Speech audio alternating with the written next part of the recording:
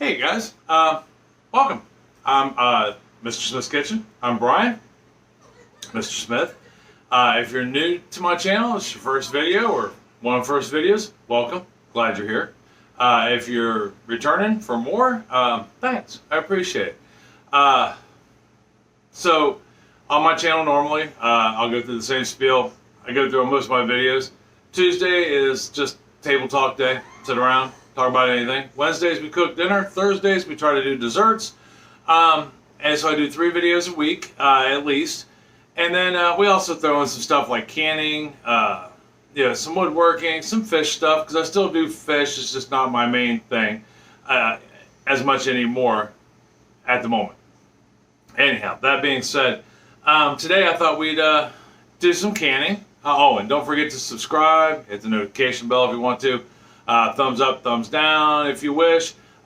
Feel free to leave a comment on anything, really, and just keep it respectful. We got people of all ages and lifestyles and all that on my, as subscribers, and we're really kind of a tight-knit community like that, and we like to be respectful. That's the only thing I ask. My channel is, very non-mean, if possible. So, that being said, anyhow, today we're going to do some canning, some water bath canning, and we're going to do a jalapeno relish today. I'm actually going to do a couple different relishes, but today I'm just going to take jalapeno relish. It's a new recipe to me. Normally we do a green pepper relish, which I'm also going to do today. And if you can see it there, here I'll point down real quick. All the bell peppers we got there. Got those at the farmer's market. While it's a fruit farm, but they also do vegetables. It's Lynn's Fruit Farm is what it's called. But they do they grow everything. If you can grow it and eat it, they grow it and eat it.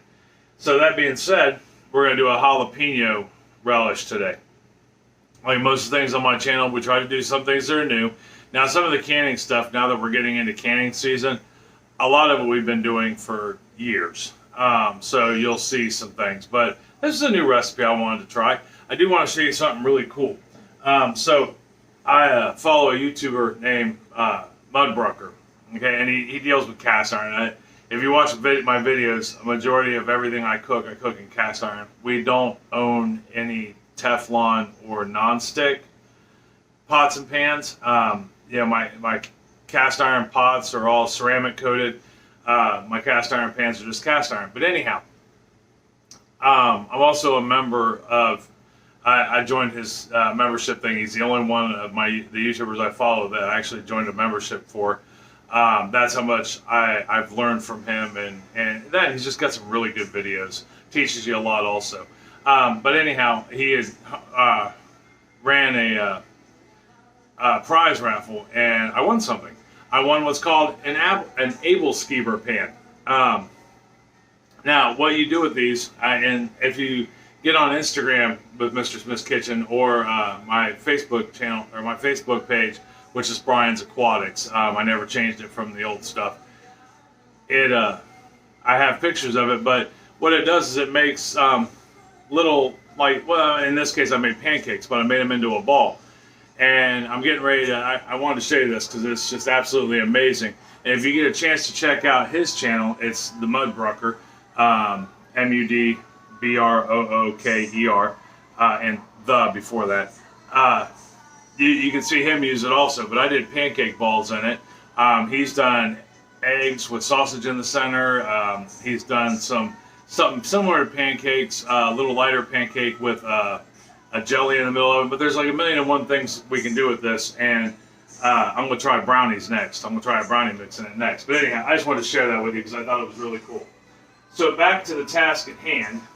Let me grab the handy-dandy notebook. So if you're new to my channel, I write all recipes down in a notebook. We used to transfer them to a recipe card and put them in the recipe box, but that didn't, the recipe box is full, so we couldn't do that with it. So we're going to go over the recipe real quick, and then I'm going to show you a couple different options for what you do with the vegetables, and then we'll make some jalapeno relish. So, things you will need. We're going to put these, this recipe calls up to 12 half-pint jelly jars, just like this, made by Ball. All right? And when you buy them, make sure you wash them, just hot soapy water. Wash the lids also, and the rings. Everything new comes with like a little light coating of oil from where they made them and needed to separate them. So you want to make sure you wash those. But it calls for 12 of those to start, which is a case, a box. They're like $5-6.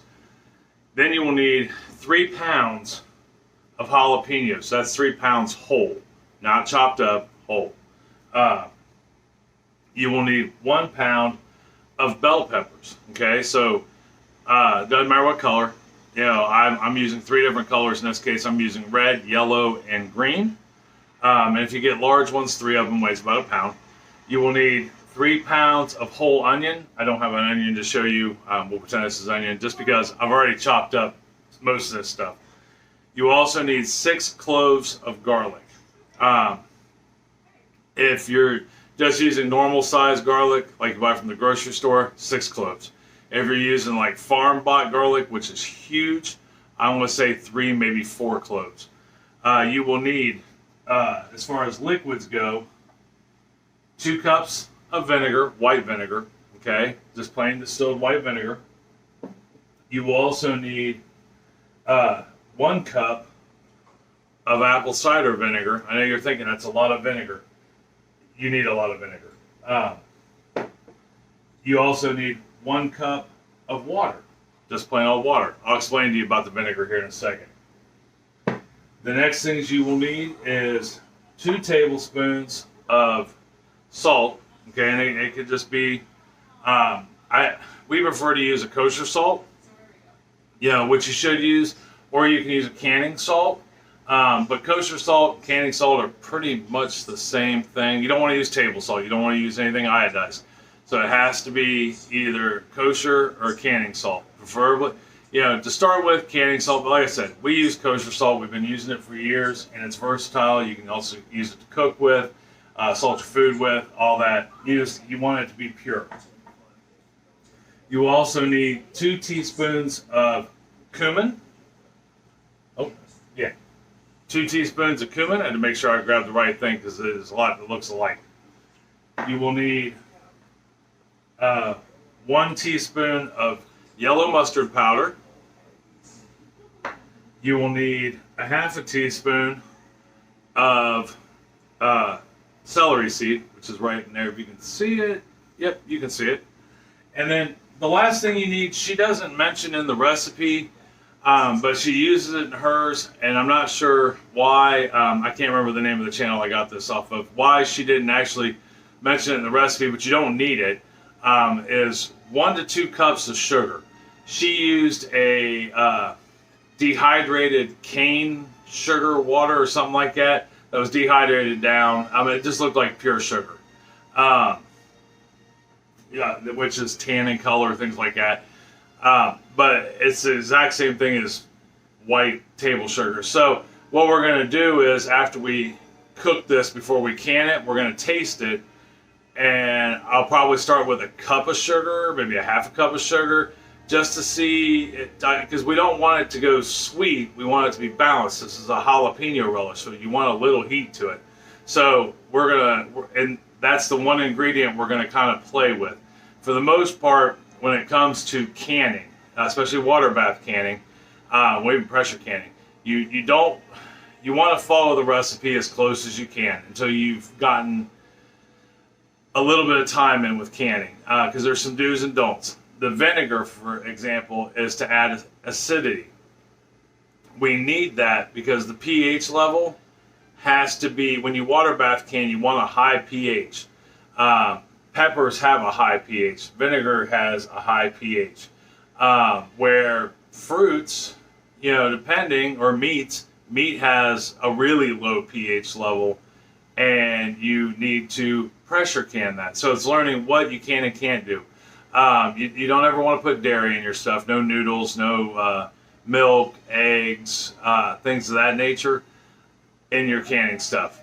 All right, well, let me get reset up here so we can look down the table, and I'll show you a couple different ways that we can take care of our vegetables because we're going to dice them up real fine, and then we'll start making relish. All right, I'll see you here in 1 second.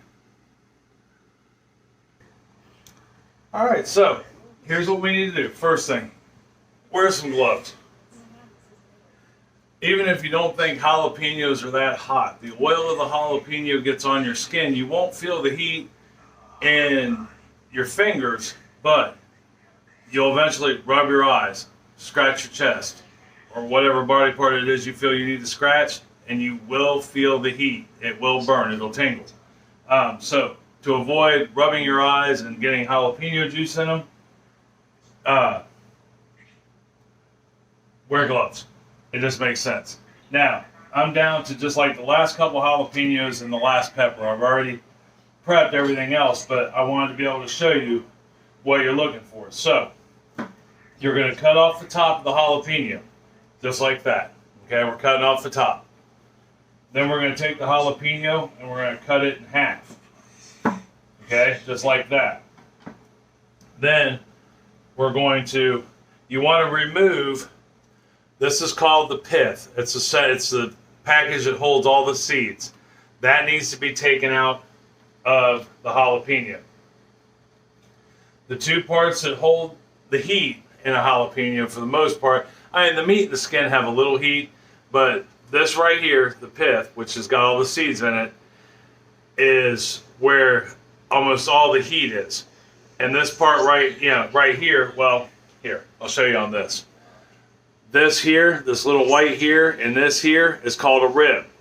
That also holds a lot of heat. So what I do is I just scrape that out. Now, some of the jalapenos I did up earlier, remember I did 3 pounds of jalapenos total, and I didn't think you'd want to sit here and watch me cut up 3 pounds of jalapenos and 1 pound of peppers, is I removed the rib. So it should look like that. See how it's all green inside now? That's how you want that to look. So we'll go ahead and do this one real quick. Like I said, now if you like a lot of heat, you want a hot jalapeno relish, leave it in. You can leave in as many seeds and ribs as you want. Like I said, I left a few in the ones I did earlier. That way we got a nice, a little bit of heat to it, but not enough to like destroy you. Or you may be one of those people that don't find jalapenos hot. That's kind of us. I mean, they're hot, but they're not so hot to my family that you can't taste the flavor. So we'll do that one real quick. We'll do this one. Now, let's talk about, well, we'll wait till we do the yellow pepper, because we're going to do the same thing to the yellow pepper. We're gonna take the you want to at least take the pith out of it, okay? And that's just like a jalapeno is what holds the seeds. Okay, you don't want seeds in your relish. That just wouldn't taste very good, now would it? So you want to get it as seed free as possible on that. Now, there's 2 different ways you can work this, and we'll discuss them in a minute. Let me throw this in my food processor, which is going to be one of the ways, or the way I'm going to do it. But you could, okay, so on bell peppers, the way I take care of them, I save this part. Okay, I cut the top off, just like that. Okay, this is going to be trash. Oh, see that over this side. I just reach my fingers in like this and pull. And you've got a majority of everything out of there. All right, we're down to the ribs. Now the ribs, I mean, in theory, you could leave the ribs in there. Now I'm going to cut the bottom off of it, just like such. I'm going to set it right there, because we're going to use most of that bottom. With bell peppers, there's no reason to waste a whole lot, unless you're doing something specific. Then we're going to open this up and lay it flat. Go ahead and pull that. That's actually the beginnings of a bell pepper inside the bell pepper, which is kind of cool.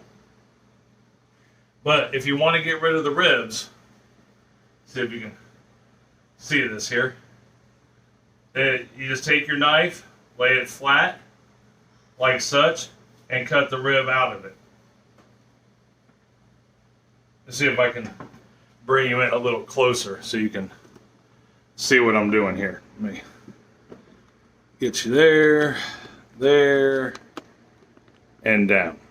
All right, there we are. That'll work. Okay, so to get the ribs out, you're just simply going to take it, lay it flat on there like such, and go like that. All right, and if you don't get it all the first time, that's all right. Go back after it again. Not a big deal. See, and that's how you get the ribs out. Just like that. All right, so we got the ribs out. Let me set this stuff off to the side. I'm going to get rid of what we're wasting now. You don't want to, well, I mean, most people would just throw that away. We don't throw it away.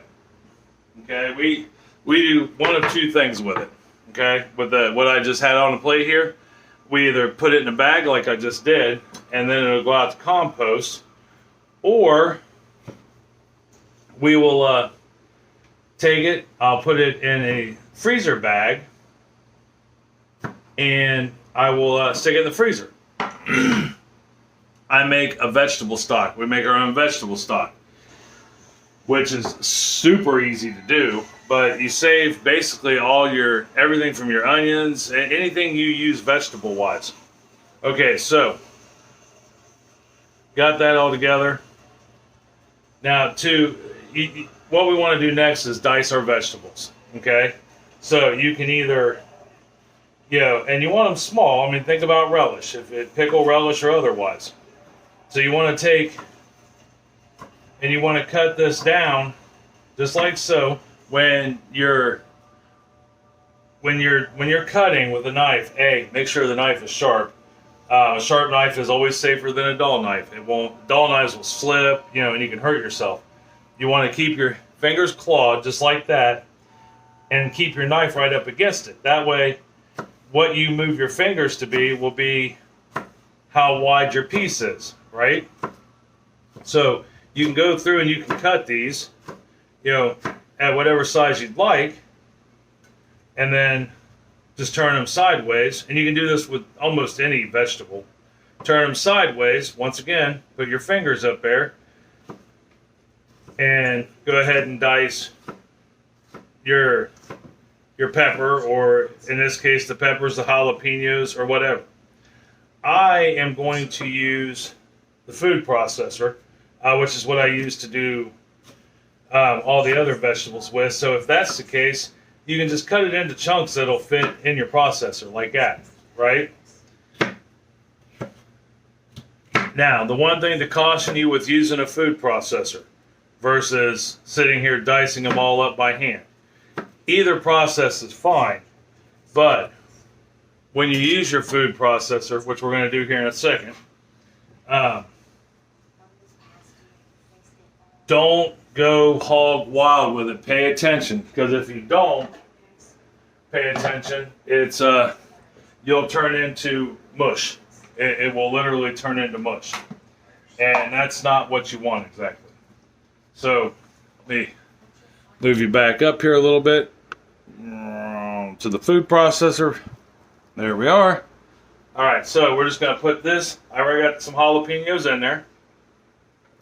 We'll put our peppers in there. I mean, you still want to cut it up a little bit so that way it'll fit in there.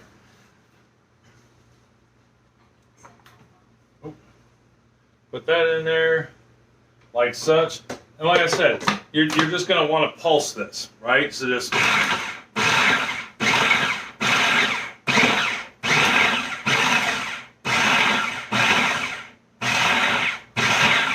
And how chunky you want your relish is how many times, you just pay attention to it. It's what it's clear for.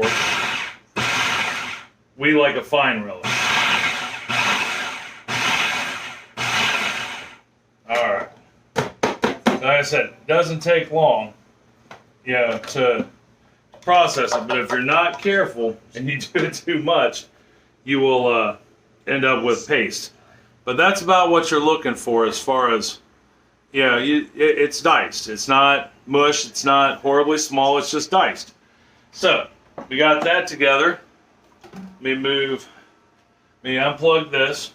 I don't know if you've seen any of my other videos. We try not to plug in our tools until we're ready to use them. That way, little fingers don't come by and turn stuff on, because that can lead to trouble. So we'll go ahead, let's get our stuff out of the way here.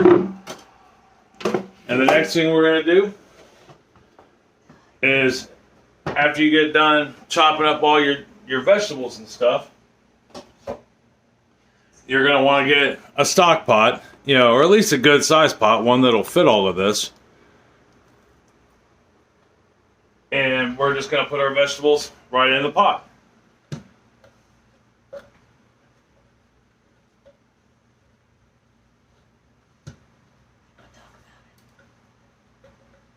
Now, when sitting here thinking about the gloves, and when you go to get gloves, make sure you get gloves that are food safe and not powdered.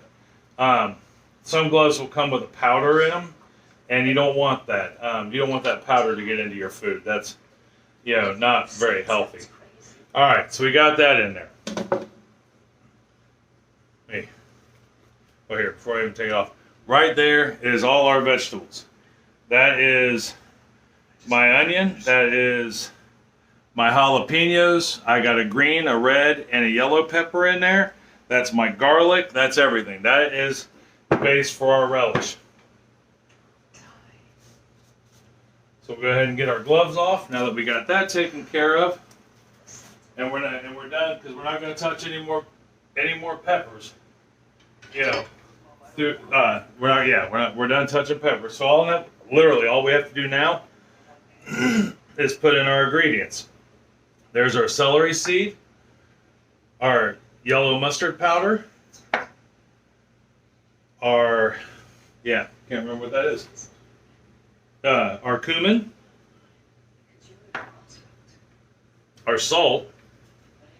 Okay, got that in there first. Then we're going to add our water, our cup of water, cup of apple cider vinegar, and our 2 cups of white vinegar. Just like that. Yay! Everybody's getting home from school. Yeah. Yeah. And then we're just going to stir this up. Okay, so we got that going. Now all we got left to do is let me get the burner set up so that way we can start cooking this, and we'll go over what you do to cook this. All right, give me just 1 second. Okay, so we got the burner out. What we're wanting to do now is kick it on,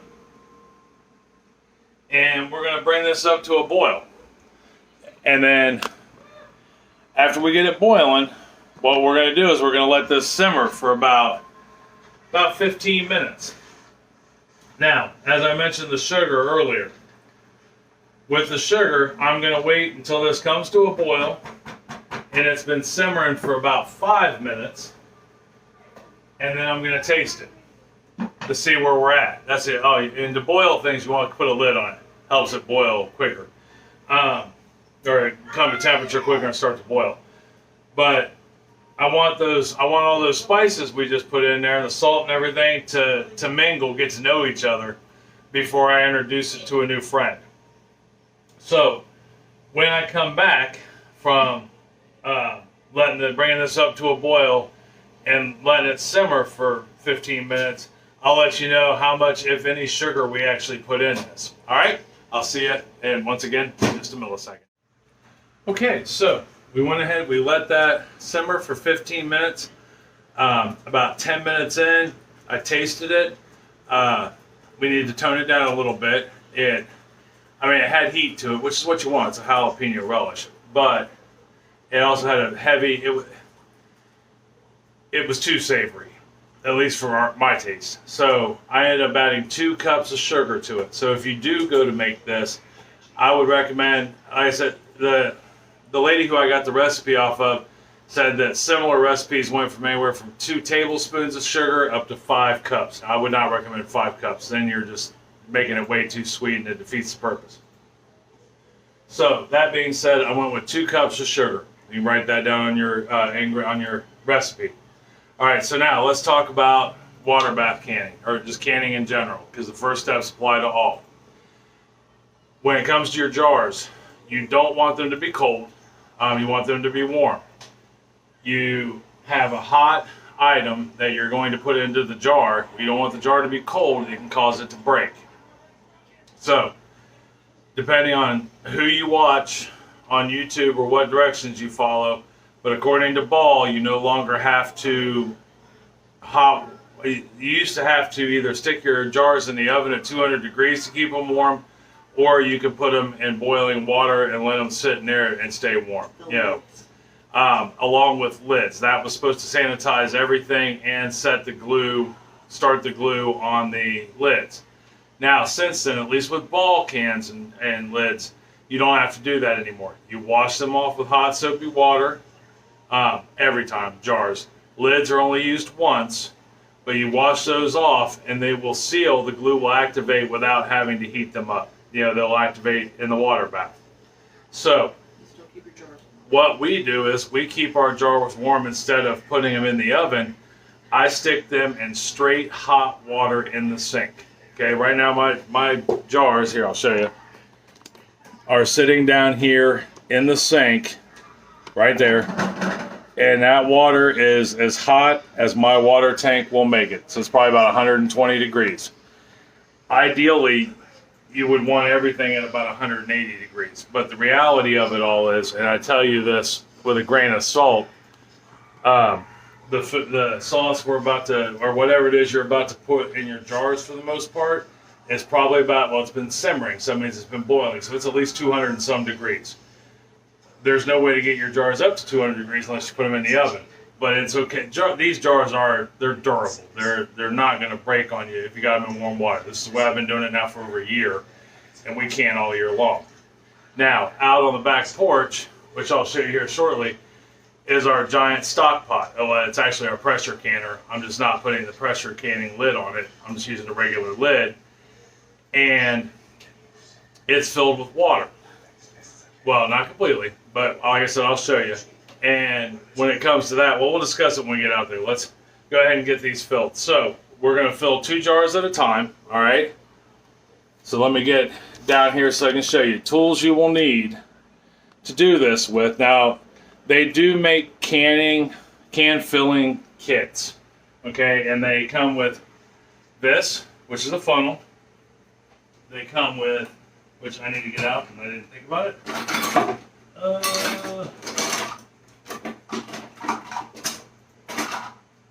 Maybe. There it is. It's right in front of me. They come with unique looking tongs that actually fit the jars. Just like that. Alright, and then the last thing they come with, I don't use it. We haven't had one in years. I just got to figure out what I did with it. It's like a measuring stick and a debubbler, okay? So, and these jars, we have to fill them up to a 1/2 inch from the top. That's called head space, that space where the air is. So I just took this toothpick and I put a mark at the 1/2 inch spot. That way I can look and see. Once you do this long enough, you'll kind of know where 1 inch, a 1/2 inch, and a 1/4 inch are. Those are usually the measurements of head space you need depending on what you're doing. And the last thing you will need is something to do what's called debubbling. If you get the kit, it'll come with a tool that has the marks on it for the head space. It also doubles as a debubbler. What a debubbler does, you stick it down in there and it'll get any potential air pockets out of it. Alright, so now that we've discussed tools, like I said, even though I don't actually use some of the tools that they provide, and like I said, after time, we had a debubbler measurer tool at one time, and it has long since disappeared. So we make do with what we have. One thing you don't want to do, they don't recommend you do, is use any kind of metal. So you don't want to use a metal knife or anything like that when debubbling your stuff. So we got that hot. It's hot. See, hot. By the way, this relish is really, really, really good. We're going to take a couple jars out at a time.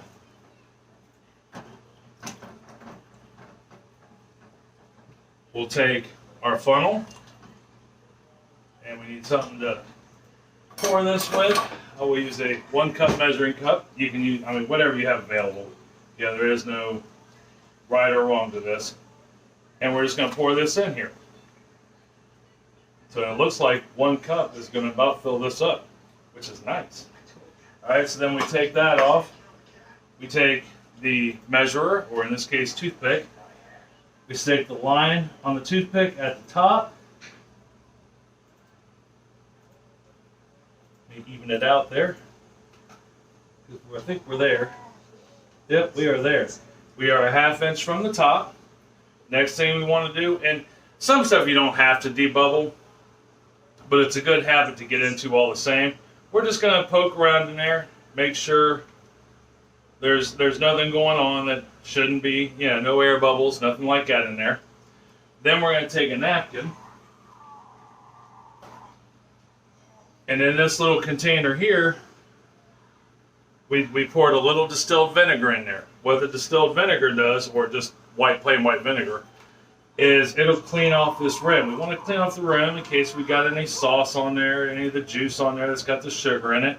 That way we need to know we get a good seal. Then we just take our lid, we center it on there, okay?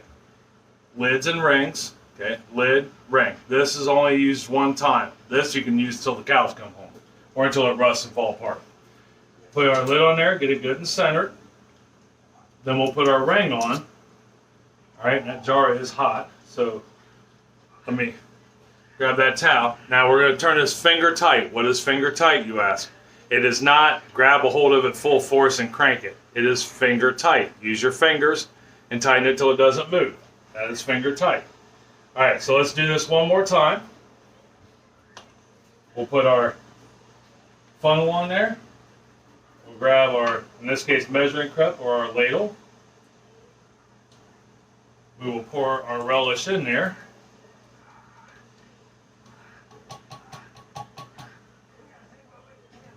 Quite a 1/2 inch. All right, we're about there.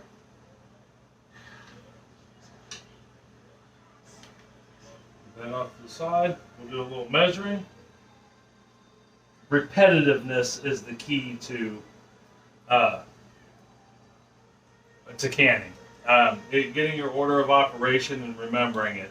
There are times in the past that when me and Chris can, we forget to debubble or measure. But like I said, once you've done this enough, you'll know where the 1/2 inch area is, where the 1 inch area is, 1/4 inch.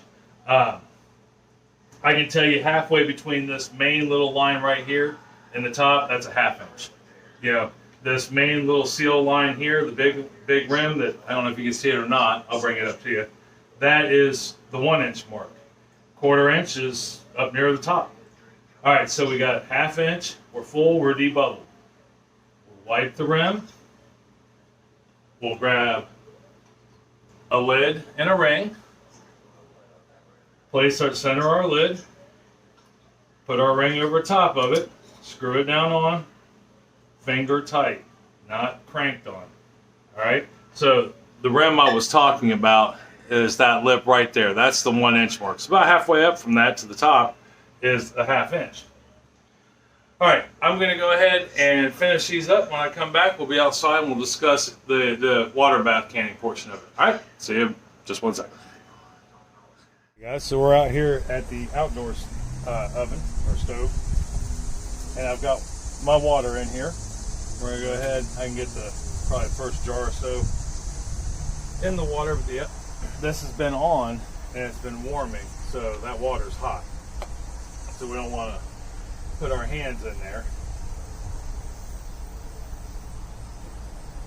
Then we're gonna go ahead and set our jars down in here. I ended up getting 10 jars. It said 12, and I probably could have got 11, but I'm going to take what's left and I'm going to put it in the fridge, and that'll be like our test jar, so to speak, the eat it now jar, because we'll want to cool this down. I mean, relish is served cold, not blazing hot, and that'll give us a true taste of how good this recipe is. Although, like I said, if it tastes good hot, it'll taste good cold. So we got those in there. Now that we have those in there, let me move the box and the tongs out of the way. And then we'll want to show you a couple things. Alright, so see, we're in there, right? We got all our pots in there. What I'm going to do real quick is I'm actually going to go in there and get 2 more jars, 3 more jars, and I'm going to fill up that space in between, so that way they don't move and rattle around so much. But I'm not going to stick my finger in there. But that water is actually about an inch, inch and a half above those. That's what you want.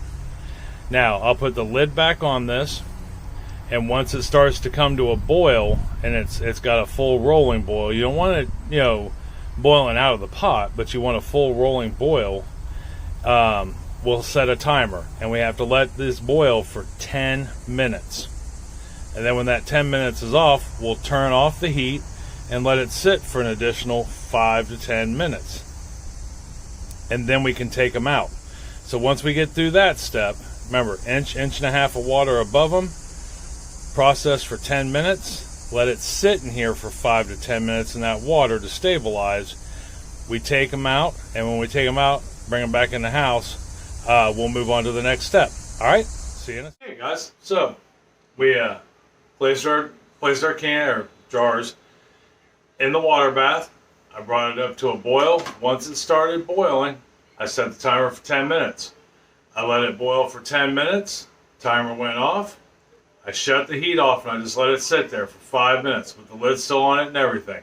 That way it has time for everything to calm down. Because inside that pot, not only is that water boiling, but the liquid inside the jars are going nuts. Everything's going nuts. All right, so 5 minutes, 10 minutes to settle down. I mean, you could even leave it in there longer if you're doing something else. It's not like you got to stop what you're doing right that second, run out there and get it, 'cause something bad's going to happen. Nothing will happen, but you have to wait at least 5 minutes. All right, so when I took them out, I used my tongs, right? Let me show you. Here, I'll show you what our labor produced. Okay, there is our relish. I mean, right there. Okay, so while I've got you here, and I've got this jar, see how I've got it below the lid? I don't have it on the lid. Okay, that holds it. When you pull it out of the jar, or when you pull it out of the pot, pull it straight up. Okay, don't tip it or anything like that. I don't know if you can hear them popping back here. That's how I know they're sealing. All right, so that's the first tip. The second thing you want to keep in mind when pulling those out. Now I'm going to show you these tongs. See how they got the plastic dip all over them? See these tongs? They don't. If your tongs start to look like this, get a tear in the plastic, at all, get rid of them. Get you a new set of tongs. I keep these around just so I can show you. You notice the handle's gone. The handles are gone off of them. The plastic dip's gone off of them. Big difference between the two. These are important. Them jars slip. They are really hot. Just in a water bath, they're 220 degrees. That's what water boils at. Or 212 degrees here. That's what water boils at. You don't want that pouring onto you. Now, it's also really important that you lift the jar straight up. You use your towel underneath of it, just like I had it when I showed you. That way you have a good, stable environment to carry it with. We bring ours in. We set them on a towel. I'm sure you can see there's space in between these, right? You want that space so the air circulates around them to cool them evenly and cool them quickly. But now here's where patience and time comes in. You're going to let those jars sit wherever it is you place them for 12 to 24 hours. All right? Sometimes it can take that long to seal. Not very often, though. If you use the ball, and I know for certain the ball lids and jars, and they usually seal in the first half hour, but you want those to be completely cooled down to room temperature before you try to move them. So rule of thumb is, and Ball will tell you this, the Food Preservation Society, that you can look up online and get recipes for it. It tells you how to can different things, along with Ball. They tell you 12 to 24 hours. All right, just let them sit there, not do anything. What are we going to do with them afterwards? Well, we're going to take the rings off of them. Matter of fact, I'll show you what we can do next. Oh, I want another can. All right, so here is a jar of blackberry jam that we did up a while back. We know this because it says blackberry jam on it. Blueberry. I'm sorry, blueberry. We wrote what it was, so that way I could still misread it. It's blueberry jam, and this blueberry jam was made August 4th of 2021. When those jars sit for 12 to 24 hours, we're going to take the lid off of it, okay? You're going to grab it by the lid. We're going to take the ring off of it, grab it by the lid, and you should be able to hold it. Now, when you first grab them, make sure you put your hand underneath there in case the seal's not. That tells me it is sealed. There is no air left in here at all. None. All right, that's vacuum sealed. The dimple on the top, those all have dimples on them. I can show you that too.